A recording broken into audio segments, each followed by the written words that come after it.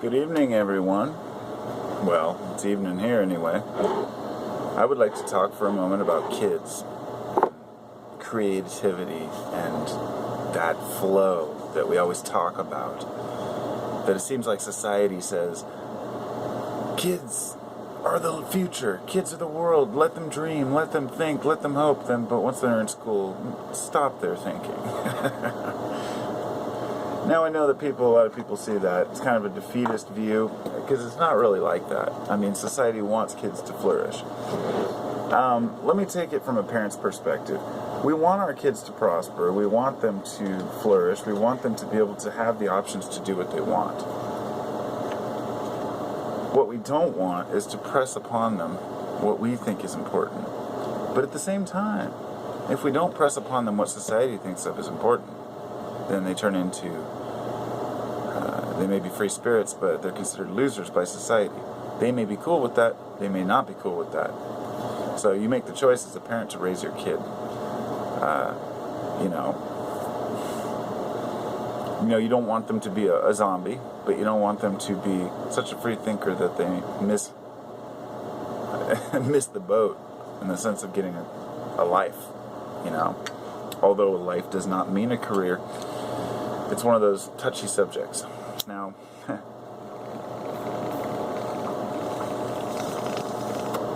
pardon me, it may be tacky to smoke while I'm making this, but I haven't really had a chance to toke yet today because I've been so busy, because I got kids.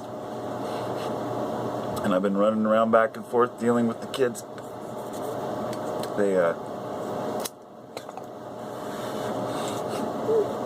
I have a 2-year-old and a 5-year-old. I also have a 20-year-old. He's almost 21.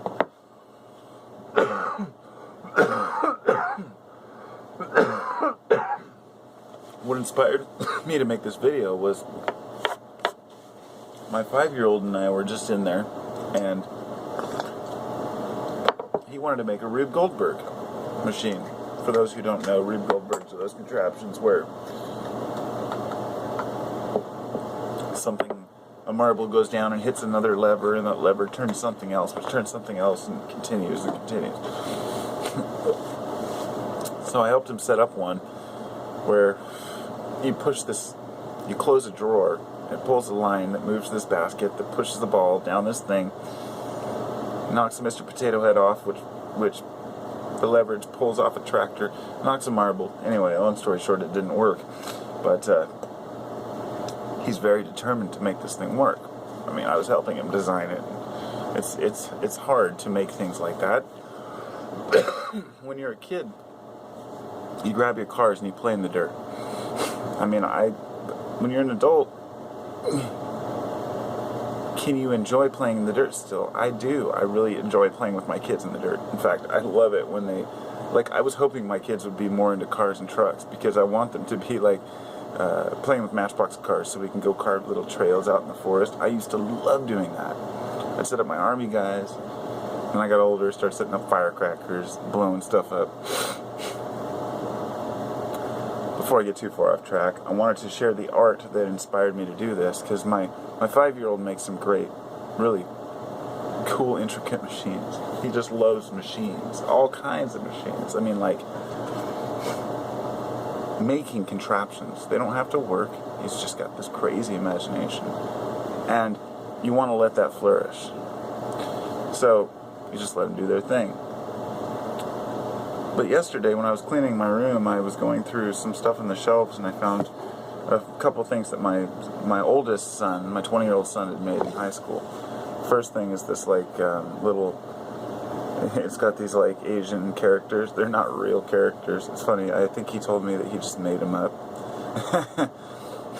And it's just like a little vessel with a cork. But this one's the one that got me. I hadn't really thought much about it. I remember when he brought it home. Whoops. It's the old pyramid, and it's got the eye in the pyramid, but the pyramid eye is sitting at the lower levels, which, for anybody who understands a little bit about pyramid symbology. It's about climbing levels of awareness. And it's just funny to me that he put the one eye on like the middle awareness, you know. But on the top, it has 4 eyes seeing in all directions.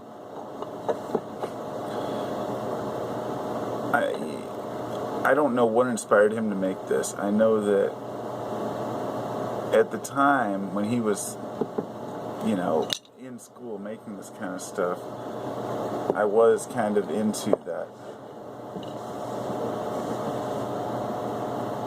that whole Freemasonry, Illuminati type stuff.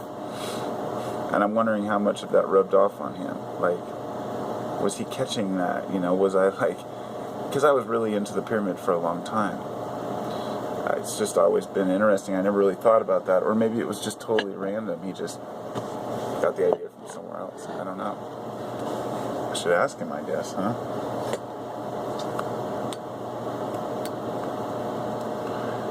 The big question, though, has always been for me is how much do we allow our children to express themselves? Like, how important is art and music, let's say? To me, music is everything. Music is... I think since humans have been able to make music, that's what they've done. That's what we've done. It's funny because they're even finding, you know, it wasn't just music, it was crafts, it was art. People like to create. And we look back on, let's say, you know, our ancient ancestors. Let's take for example, the extinct, because we had Homo sapiens, or Homo erectus, living alongside the Neanderthal. Neanderthal, we thought, or Neanderthal, if you want, we thought that they were dumb, you know, brute, cave kind of dwelling, you know, humanoid beings. But we found recently that actually we found alongside them beads and necklaces, jewelry, decorative items. They created artistic things. And I think musical instruments as well, you know, things that could be deemed to be musical instruments. And it's just thinking back to hundreds of thousands of years, people have still been making music. And we live in a time today where people can express through that music. And that's one of the most important art forms to teach to children. Not to force them to play piano, not to force them to play guitar, but just to suggest, if you want to play music, play. My oldest son, when he wanted to play guitar, he started when he was about 12, I think. I mean, he wanted to play younger, because I was always playing guitar and stuff, and I played bass. And I feel bad because he always wanted to jam with me, but it was always kind of weird because you're jamming with your kid. And to me, I was on a different level, not better. Well, I mean, he got better than me in the end, but I think, at least in his style. But, you know, he was young. He got into AC/DC, Dirty Deeds Done Dirt Cheap, that kind of stuff. And I was just fortunate that I was a Zeppelin and AC/DC fan, because that's what he was listening to forever. And then he got into Fish and the Grateful Dead. He's followed in our footsteps in our music, and I love it. Modest Mouse, you know, everything I listen to, he listens to too. Except rap and hip hop. That's something I listen to that a lot of my friends don't. A lot of my family don't. My wife and I are very similar in those regards. You know, we've been to, we went to see the Black Eyed Peas before they turned into like douchebags, but they were pretty cool. But I'm just like that hip hop style. When we went up to Bumbershoot, and they had up in Seattle, and they, you know, that's when we got introduced to bands like that. That's where we saw them, along with a lot of other ones. Blackalicious, you know, they're pretty damn cool. You know, some of these one-hit wonder kind of bands, but I'm getting way off track. That's what happens when you get baked. But I listen to all different types of music, all different genres. And the point being is that we have to allow our children to listen to what they want, instead of trying to tell them, this is what you should listen to, this is what you should listen to. Because, and I know people don't really just say that, but I should say, don't say this is what you shouldn't listen to, you know. I love listening to Manly P. Hall. He is one of my favorite lecturers of all time. But there's a couple things that always bug me about him. One thing is that he's very anti heavy metal, because back then in a lot of his lectures, 70s and 80s, he'd talk about how the music was corrupting the youth. And I'm like, oh, come on, you sound... But that's just old values. But on a different level, he was actually talking about vibrational frequencies and the intention behind the music and how it affects the listener. So I think there's more to it. The miscommunication was that the thinking that heavy metal was negative, when in fact it's not. For example, Slayer. You show the average person, a Slayer album, and take the song Angel of Death, for example. They're talking about Nazis, they're talking about World War II, Auschwitz, in the meaning of pain, the way that I want you to die. I know all the lyrics to these Slayer songs, and in the end you realize that these songs were never meant to promote these things. They were meant to be from the standpoint of someone who thinks that way, but putting it in a negative light. Just like Metallica, all their songs were always political, very strongly political, and justice for all, justice is lost, justice is raped, justice is done. And then there's bands like NoFX, which, if you don't listen to them, a lot of people don't, they're punk. One of their songs, The Decline, was basically a collection of, the way it's a conglomerate of a bunch of different jams they obviously came up with, but it's a phenomenal tune. And what is it? The first line is, where are all the stupid people from, and how did they get to be so dumb? Bred on purple mountain range, amber waves of grain, lesser human beings, zero feelings. And the whole song is about, there's one, the Christians love their guns, the church and NRA, and it goes, they basically just nail it. And everybody who, there were a lot of people who would take offense to that kind of thing, because they are the gun-toting type of, Christian Americans who do take offense to that. I'm not, so I find it to be very, inspiring. So I see how different people can take these things different ways. But, so as far as the songs, music that's about politics and stuff, that's one thing. But, when we're talking about justice and truth, the point being that this music is not a negative thing. It's meant to be a positive mover, so therefore there's no negative energy behind it like people think. Some of it there is.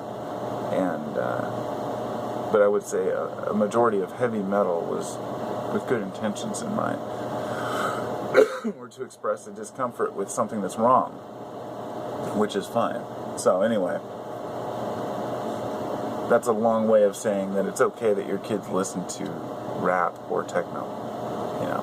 People in my age group now have kids who are teenagers and are listening to stuff that the parents don't like, and they're starting to pull that shit that your parents pulled, and their parents pulled about Elvis Presley, and then your parents pulled about Motley Crue, and then our parents are pulling about, then in between there was like Marilyn Manson, and now there's bands like, I don't even know what people are against. There's like so much crazy shit out there that I don't even know. You can't get much more vile than the stuff that has been shown now. So, really it's just about the craziness of it. It's not about the message of the music that the parents don't understand. Now it's the music itself. I always found it funny in movies when they try to show what future music might sound like. And it was always, some stupid shit that you just know wouldn't fly. It's like nobody would listen to that crap. But you never know. You just never know. So, I've talked about music. What about art? People are producing art that's just garbage to me, but it's worth millions of dollars. The old Jackson Pollock kind of thing, where you've got a splatter painting, wondering what's it really worth, what's the point, just because it has a name. It's like people who wear name brand clothes just because of a name. Whatever, that's for the individual to decide. But for me, I have to be moved by something. And I find some of the most mundane, simple art to be the most moving to me. And I'll tell you something, it's the same way with music. My favorite songs have basically 3 chords. and it's always been that way. I don't deny it. That's what I made a video earlier about music, and you know how the bands don't owe us anything, and it's like they really don't. You know, they make the music they like, and if they go to a simplistic mode, it's not always laziness. Sometimes it's because simplicity is better. So I guess all of this is my way of saying that all these different art forms are all affected by the lives of the individuals who create the art. Okay? So people really get going in their teens and then into their 30s, whatever.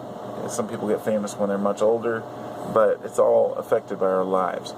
And during times of negativity in this world, there's a lot of negative art.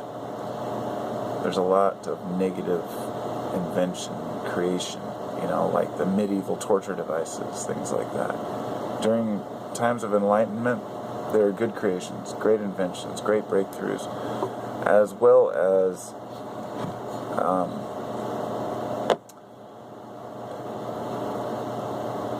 good writings, good ideas. I don't know. It's good art in general, and good music, you know.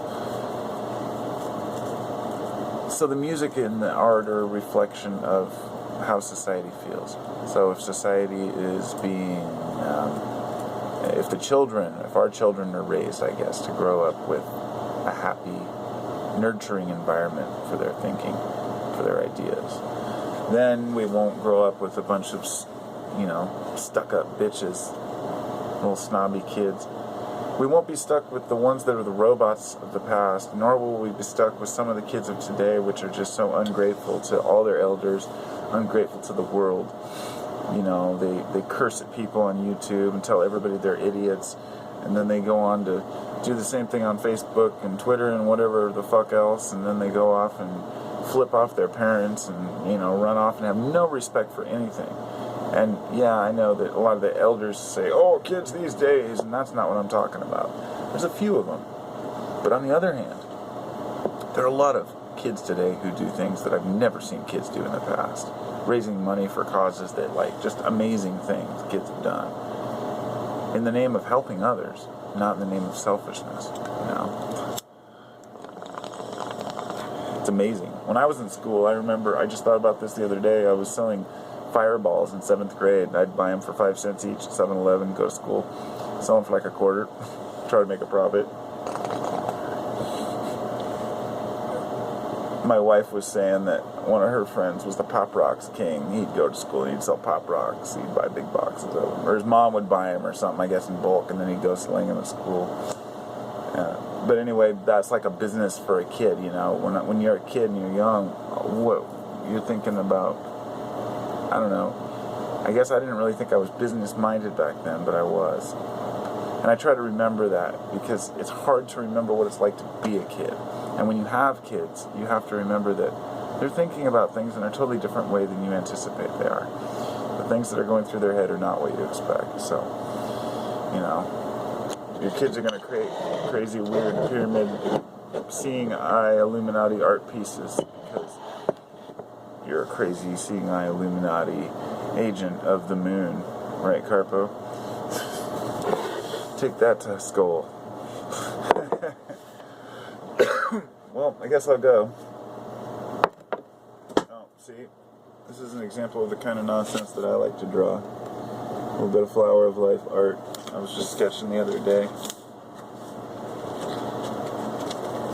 I like art. Art is fun to me. You know, I've got my little journal here, and I started sketching these little, like, flowers in here, and, like, little stupid little scenes, stuff like that. You know, it sucks. It's not good art. It's just a bunch of, you know, colored pencil work, but it works for me. I think it's cool. Oh, special treat. Before I go, I guess I'll share this with anybody who's made it this far, or skip to the end.